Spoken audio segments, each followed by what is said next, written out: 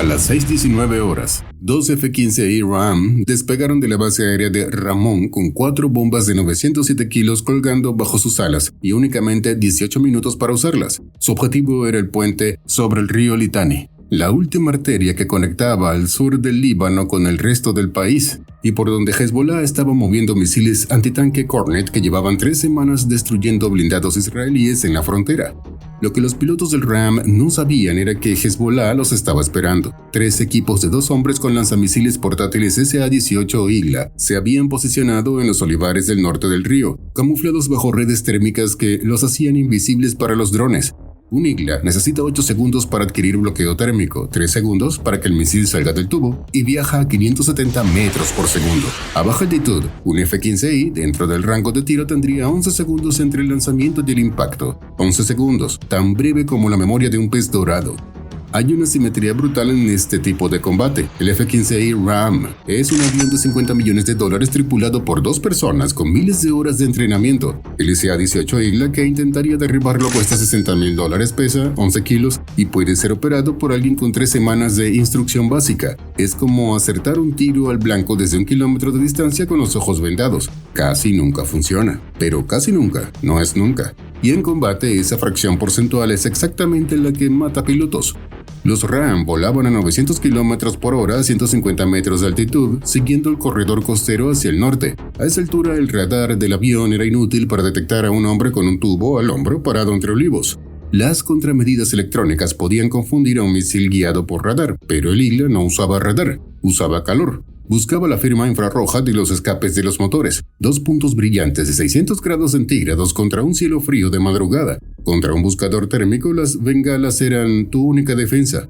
Pero las bengalas tenían un problema. Funcionaban el 90% de las veces, lo cual significaba que si te disparaban 10 Iglas, estadísticamente, uno te iba a impactar. El sistema de seguimiento de terreno automático hacía microcorrecciones constantes ajustando la altitud 40 veces por segundo para mantener los 150 metros exactos. Pero volar así de bajo no era una elección táctica elegante, era la única manera de llegar vivo. A 150 metros las colinas y los edificios te ocultaban del radar como paredes, subías a 300 metros y de repente eras visible para cada sistema antiaéreo en un radio de 80 kilómetros. La diferencia entre 150 y 300 metros era la diferencia entre invisible y muerto. Pero había un problema con volar a 150 metros, hacia un puente que necesitabas destruir con bombas de 907 kilos. No podías lanzarlas desde ahí. Una GBU-31 JDAM necesitaba altitud para guiarse. Lanzada desde 150 metros, la bomba no tendría tiempo de corregir su trayectoria y caería como un ladrillo estúpido. El punto mínimo de lanzamiento era 3.000 metros de altitud, lo cual significaba que en algún momento de los próximos 7 minutos, los 2 Ram tendrían que hacer exactamente lo que todo manual de supervivencia te dice que no hagas: subir, hacerte visible y convertirte en presa. A las 6:33, a 4 minutos del objetivo, el oficial de sistemas de armas del Ram, líder, reportó un problema. Las 4 GBU-31 estaban en verde, GPS rastreando 14 satélites, navegación inercial alineada, espoletas armadas, las bombas estaban listas. Lo que no estaba listo era la solución de lanzamiento, porque para que una GBU-31 impactara con precisión, el computador de tiro necesitaba 3 cosas: altitud mínima de 3.000 metros, velocidad estable de al menos 800 km por hora y 2 segundos de vuelo recto y nivelado para transferir las coordenadas finales. 2 segundos de vuelo recto y nivelado. Suena insignificante hasta que entiendes lo que significa. A 3.000 metros de altitud en territorio hostil, eres un letrero de neón volando en línea recta sobre una galería de tiro donde todo lo que tiene un tubo apunta hacia arriba. En esos 2 segundos, cualquier operador de Manpad con línea visual directa tendría tiempo de adquirir, disparar y tomar un café. Pero ese problema venía en 4 minutos. El problema de ahora era otro. El receptor de alerta radar del Ram, el ALR-56M, acababa de detectar algo nuevo. No era un radar antiaéreo, era un radar de vigilancia. Concretamente, el patrón de barrido coincidía con un P-18 Spoonrest soviético, un sistema tan viejo que probablemente había rastreado aviones israelíes durante la guerra del Yom Kippur en 1973. Hezbollah no tenía radares sofisticados, lo que tenía era basura soviética de los años 70, y eso era exactamente lo que lo hacía peligroso. Un radar moderno te rastrea en silencio. Un P-18 gritaba al aire como un vendedor ambulante en un mercado. Su señal era tan fuerte y tan obvia que cualquier sistema de guerra electrónica podía bloquearlo en segundos. El problema era que ese no era su propósito. El P-18 no estaba tratando de rastrear a los Ram, estaba tratando de verlos. El oficial del sistema marcó la posición del radar en su pantalla, 12 kilómetros al noreste. El manual decía que podían bloquearlo con el pod de guerra electrónico NALQ-135 en modo activo. Sin embargo, bloquearlo le diría a Hezbollah exactamente dos cosas que no quieres que tu enemigo sepa. Primero, que detectaste su radar, lo cual confirma tu presencia. Segundo, que te importa lo suficiente como para bloquearlo, lo cual confirma tu dirección de ataque. Bloquear un radar de vigilancia es como intentar esconderse de tu jefe en una reunión de Zoom poniéndote un bigote falso. Puede que funcione por un segundo, pero al final solo te hace ver más sospechoso. El piloto líder tomó la decisión de ignorar el radar y seguir volando a 150 metros como si no existiera. De repente, a las 6:36 a 6 kilómetros del punto de ascenso, el oficial de sistemas del RAM, Wickman, el segundo avión, volando 800 metros detrás y 50 metros a la derecha del líder, reportó algo que nadie quería escuchar. Su pod de designación, Lantern, el sistema que le permitía ver el objetivo y confirmar visualmente el punto de impacto, estaba mostrando interferencia. Alguien estaba intentando bloquear la frecuencia del láser. Era ineficiente. Sin embargo, era el equivalente electrónico de lanzar arena a los ojos. No te dejaba ciego, pero te hacía parpadear en el peor momento posible. Y el peor momento posible era exactamente dentro de 3 minutos. El oficial de sistemas del Wigman cambió a un canal de respaldo, lo cual tomaría 9 segundos de reconfiguración durante los cuales el sistema estaría ciego. 9 segundos ciegos a 250 metros por segundo significaba volar 2.2 kilómetros sin poder ver tu objetivo. A esta distancia del punto de ascenso, eso era la diferencia entre lanzar las bombas con los ojos abiertos o lanzarlas cerrando. A las 6:39, los dos RAM tiraron de los sticks y apuntaron las narices al cielo. La transición de 150 a 300 metros tomó 14 segundos en los que pasaron de ser invisibles a ser las dos cosas más brillantes en cada pantalla de radar y cada sensor térmico. Los motores F-110 rugían a máxima potencia. En el olivar al norte del río, el observador de Hezbollah no necesitó los prismáticos. Los vio a simple vista, 2 puntos grises subiendo en diagonal contra el cielo rosado. Agarró la radio iraní y transmitió 3 palabras en árabe. En 8 segundos, 3 operadores de IGLA quitaron las tapas de los tubos de lanzamiento. Activaron las baterías criogénicas que enfriaban los buscadores infrarrojos a menos 200 grados y levantaron 11 kilos de misil soviético hacia el cielo del sur del Líbano.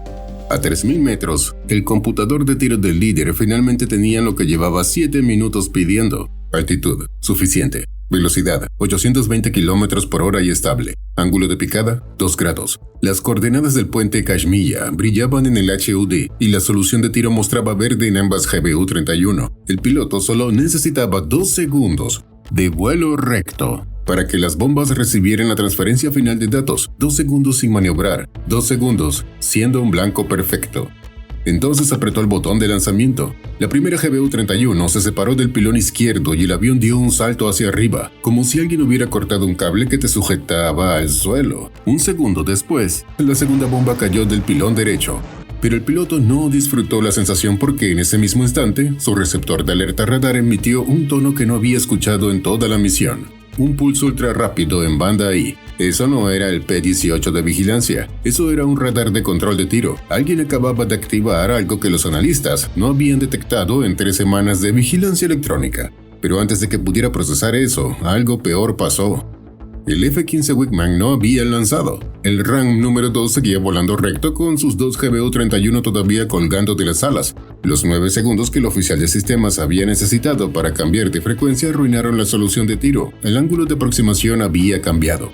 Entonces el primer IGLA salió del tubo a las 6:39 y 22 segundos. El operador, un hombre que probablemente nunca había disparado un misil fuera de entrenamiento, apuntó al punto más brillante en el cielo, esperó el tono de bloqueo térmico y apretó el gatillo.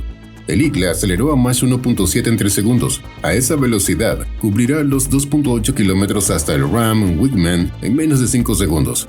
El oficial de sistemas del Wickman lo vio primero en el espejo retrovisor, un punto brillante subiendo desde la masa verde del terreno a toda velocidad. El piloto del Wickman hizo 3 cosas en un segundo. Mano izquierda, disparó bengalas. 4 cartuchos de magnesio salieron de los dispensadores traseros del RAM, cada uno ardiendo a 2000 grados. Mano derecha, quebró a la izquierda en un viraje de 7 grados que le aplastó el casco contra el reposacabezas. Pie derecho, pateó el pedal del timón para añadir derrape, cambiando la firma térmica del avión al exponer la parte inferior fría del fuselaje en vez de los escapes calientes. El misil dudó. Su lógica de rastreo osciló entre el avión que giraba y las bengalas que caían. 2 fuentes de calor. una moviéndose 800 km por hora en un viraje cerrado, otra cayendo lentamente, ardiendo con una convicción que ningún motor real tenía. El Igla eligió las bengalas. El misil pasó a 47 metros del Ram y detonó contra la bengala más brillante a 200 metros por debajo. La explosión fue insignificante desde el aire, desde el suelo. Fue un destello anaranjado que confirmó a los operadores del Igla que su misil había detonado pero no había derribado nada. Quedaban 2 Iglas y el Wingman todavía no había lanzado sus bombas. El segundo Igla salió del tubo 4 segundos después del primero, pero esta vez el Ram Wingman ya no estaba volando recto, estaba en un viraje de 7G, derramando bengalas cada 2 segundos con los motores rugiendo en una dirección que se alejaba del puente. El segundo Igla adquirió una bengala antes siquiera de estabilizar su vuelo y detonó a 800 metros del avión. El tercer operador, viendo que los primeros 2 habían fallado, hizo algo inesperado. No disparó, mantuvo el tubo al hombro y esperó. En el manual no dice que esperes, pero este operador llevaba 15 años en Hezbollah y había aprendido algo que ningún manual le enseña. Un piloto que acaba de esquivar 2 misiles va a hacer una de 2 cosas: huir o volver. Si huye, no tienes tiro. Si vuelve, tiene que pasar por el mismo punto, y ahí es donde lo esperas. El operador del tercer Igla tenía razón, el Wingman tenía que volver.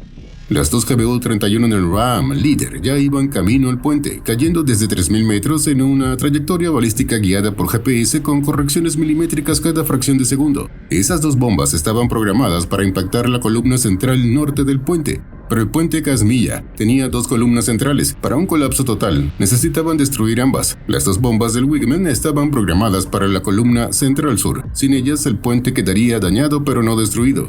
A las 6:40, el piloto del Wingman completó su viraje evasivo y encaró de nuevo hacia el norte, hacia el puente, hacia el Igla que lo esperaba con la paciencia de alguien que sabe exactamente lo que vas a hacer. El Wingman encendió los postquemadores y subió.